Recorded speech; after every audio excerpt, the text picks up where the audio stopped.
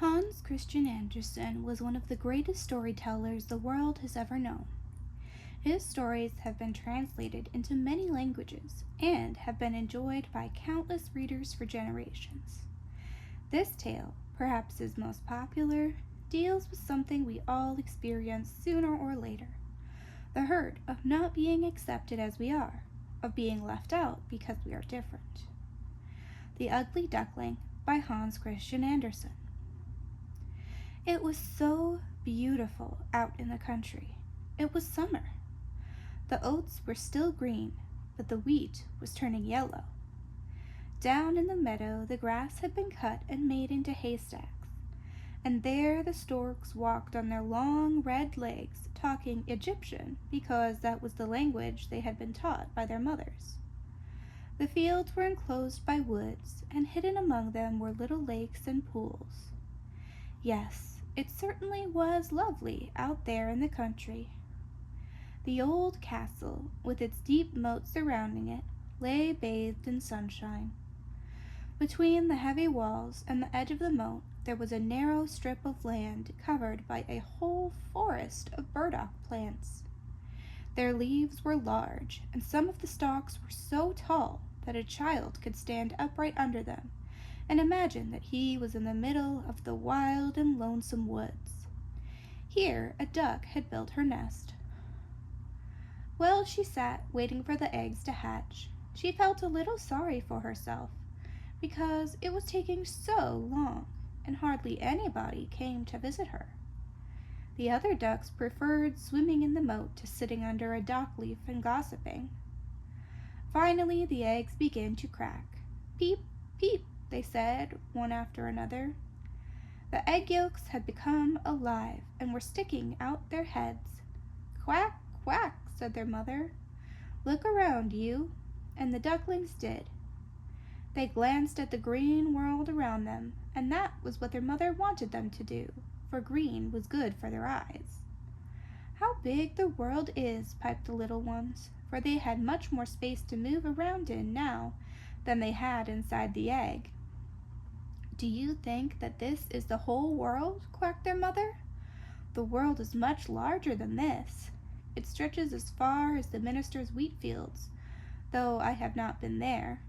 Are you all here?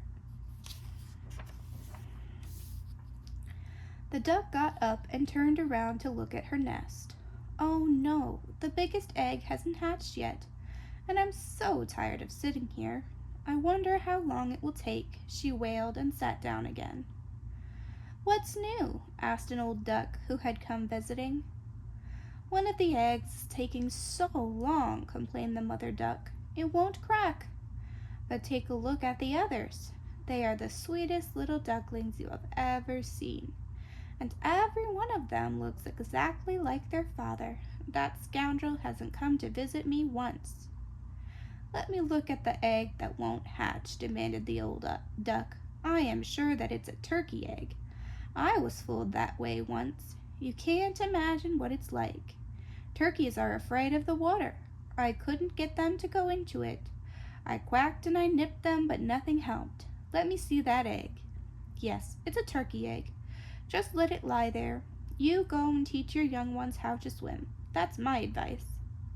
I have sat on it so long that I guess I can sit a little longer, at least until they get the hay in, replied the mother duck. Suit yourself, said the older duck, and went on. At last the big egg cracked too. Peep, peep, said the young one, and tumbled out. He was big and very ugly. The mother duck looked at him. He's awfully big for his age, she said. He doesn't look like any of the others. I wonder if he could be a turkey. Well, we shall soon see. Into the water he will go, even if I have to kick him to make him do it. The next day the weather was gloriously beautiful. The sun shone on the forest of burdock plants. The mother duck took her whole brood to the moat. Quack, quack, she ordered.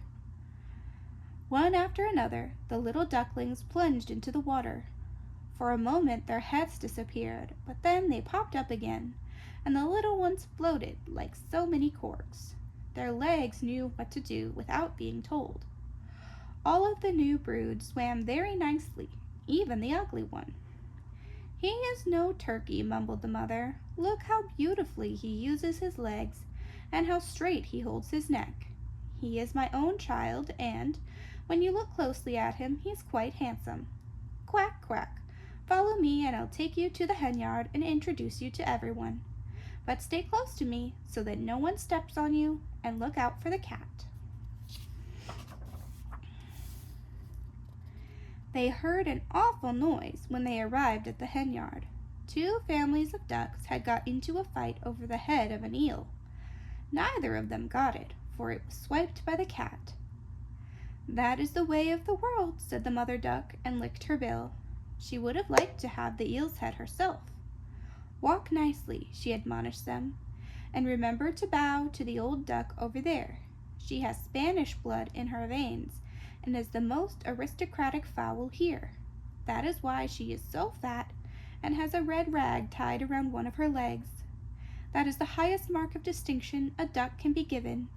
It means so much that she will never be done away with, and all the fowl and the human beings know who she is. Quack, quack. Don't walk. Waddle like well-brought-up ducklings. Keep your legs far apart, just as your mother and father have always done. Bow your heads and say quack." And that was what the little ducklings did. Other ducks gathered about them and said loudly, "What do we want that gang here for? Aren't there enough of us already? Pooh, look how ugly one of them is. He is the last straw." And one of the ducks flew over and bit the ugly duckling on the neck.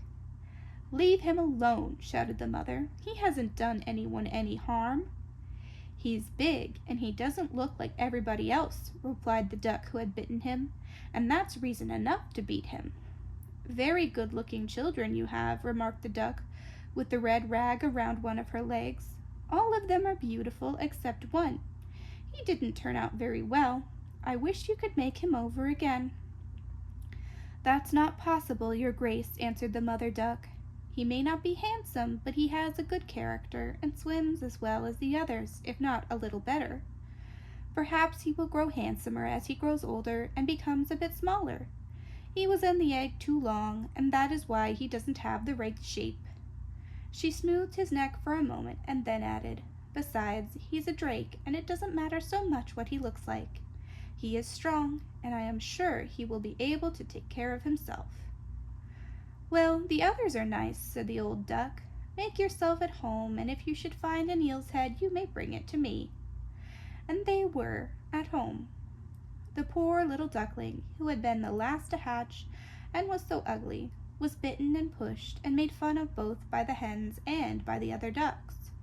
The turkey cock, who had been born with spurs on and therefore thought he was an emperor, rustled his feathers as if he were a full-rigged ship under sail, and strutted up to the duckling. He gobbled so loudly at him that his own face got all red. The poor little duckling did not know where to turn. How he grieved over his own ugliness, and how sad he was. The poor creature was mocked and laughed at by the whole henyard. That was the first day, and each day that followed was worse than the one before. The poor duckling was chased and mistreated by everyone, even his own sisters and brothers, who quacked again and again, "If only the cat would get you, you ugly thing." Even his mother said, "I wish you were far away." The other ducks bit him, and the hens pecked at him. The little girl who came to feed the fowls kicked him. At last the duckling ran away. It flew over the tops of the bushes, frightening all the little birds, so that they flew up into the air. "They too think I am ugly," thought the duckling, and closed his eyes, but he kept on running. Finally he came to a great swamp, where wild ducks lived, and here he stayed for the night, for he was too tired to go any farther. In the morning he was discovered by the wild ducks. They looked at him, and one of them asked, "What kind of bird are you?" The ugly duckling bowed in all directions, for he was trying to be as polite as he knew how. "You are ugly," said the wild ducks, "but that is no concern of ours, as long as you don't try to marry into our family." The poor duckling wasn't thinking of marriage. All he wanted was to be allowed to swim among the reeds and drink a little water when he was thirsty. He spent 2 days in the swamp. Then 2 wild geese came, or rather, 2 wild ganders, for they were males. They had been hatched not long ago, therefore they were both frank and bold. "Listen, comrade," they said, "you are so ugly that we like you. Do you want to migrate with us? Not far from here there is a marsh where some beautiful wild geese live. They are all lovely maidens, and you are so ugly that you may seek your fortune among them. Come along." Bang, bang! 2 shots were heard, and both the ganders fell down dead among the reeds, and the water turned red from their blood. Bang, bang! Again came the sound of shots, and a flock of wild geese flew up. The whole swamp was surrounded by hunters. From every direction came the awful noise. Some of the hunters had hidden behind bushes or among the reeds, but others, screened from sight by the leaves, sat on the long, low branches of the trees that stretched out over the swamp. The blue smoke from the guns lay like a fog over the water, and among the trees. Dogs came splashing through the marsh, and they bent and broke the reeds. The poor little duckling was terrified. He was about to tuck his head under his wing in order to hide, when he saw a big dog peering at him through the reeds. The dog's tongue hung out of its mouth, and its eyes glistened evilly. It bared its teeth. Splash! It turned away without touching the duckling. "Oh, thank God," he sighed. "I am so ugly that even the dog doesn't want to bite me." The little duckling lay as still as he could while the shots whistled through the reeds. Not until the middle of the afternoon did the shooting stop. But the poor little duckling was still so frightened that he waited several hours longer before taking his head out from under his wing. Then he ran as quickly as he could out of the swamp. Across the fields and the meadows he went, but a wind had come up, and he found it hard to make his way against it. Toward evening he came upon a poor little hut. It was so wretchedly crooked that it looked as if it couldn't make up its mind which way to fall, and that was why it was still standing. The wind was blowing so hard that the poor little duckling had to sit down in order not to be blown away. Suddenly he noticed that the door was off its hinges, making a crack, and he squeezed himself through it very carefully and was inside. An old woman lived in the hut with her cat and her hen. The cat was called Sunny, and could both arch his back and purr. Oh yes, it could also make sparks if you rubbed its fur the wrong way. The hen had very short legs, and that was why she was called Cluck Lowlegs, but she was good at laying eggs, and the old woman loved her as if she were her own child. In the morning, the hen and the cat discovered the duckling. The cat meowed and the hen clucked. "What is going on?" asked the old woman, and looked around. She couldn't see very well, and when she found the duckling she thought it was a fat, full-grown duck. "What a fine catch!" she exclaimed. "Now we shall have duck eggs, unless it's a drake. We'll give it a try." So the duckling was allowed to stay for 3 weeks on probation, but he laid no eggs. The cat was the master of the house, and the hen the mistress. They always referred to themselves as we and the world, for they thought that they were half the world, and the better half at that. The duckling thought that he should be allowed to have a different opinion, but the hen did not agree. "Can you lay eggs?" she demanded. "No," answered the duckling. "Then keep your mouth shut." And the cat asked, "Can you arch your back? Can you purr? Can you make sparks?" "No." "Well, in that case, you have no right to have an opinion when sensible people are talking." The duckling was sitting in a corner, and was in a bad mood. Suddenly he recalled how lovely it could be outside in the fresh air when the sun shone. A great longing to be floating in the water came over the duckling, and he could not help talking about it. "What is the matter with you?" asked the hen as soon as she had heard what he had to say. "You have nothing to do. That's why you get ideas like that. Lay eggs or purr, and such notions will disappear." "You have no idea how delightful it is to float in the water, and to dive down to the bottom of a lake and get your head wet," said the duckling. "Yes, that certainly does sound amusing," said the hen. "You must have gone mad. Ask the cat. He is the most intelligent being I know. Ask him whether he likes to swim or dive down to the bottom of a lake. Don't take my word for anything. Ask the old woman, who's the cleverest person in the world. Ask her whether she likes to float and to get her head all wet." "You don't understand me," wailed the duckling. "And if I don't understand you, who will? I hope you don't think that you are wiser than the cat or the old woman, not to mention myself. Don't give yourself airs. Thank your Creator for all he has done for you. Aren't you sitting in a warm room among intelligent people whom you could learn something from? Well, you yourself do nothing but say a lot of nonsense and aren't the least bit amusing. Believe me, that's the truth, and I am only telling it to you for your own good. That's how you recognize a true friend. It's someone who is willing to tell you the truth no matter how unpleasant it is. Now get to work. Lay some eggs or learn to purr and arch your back." "I think I'll go out into the wide world," replied the duckling. "Go right ahead," said the hen, and the duckling left. He found a lake where he could float in the water and dive to the bottom. There were other ducks, but they ignored him because he was so ugly. Autumn came and the leaves turned yellow and brown. Then they fell from the trees. The wind caught them and made them dance. The clouds were heavy with hail and snow. A raven sat on a fence and screeched, "Ach, ach," because it was so cold. When just thinking of how cold it was is enough to make one shiver, what a terrible time the duckling must have had. One evening, just as the sun was setting gloriously, a flock of beautiful birds came out from among the rushes.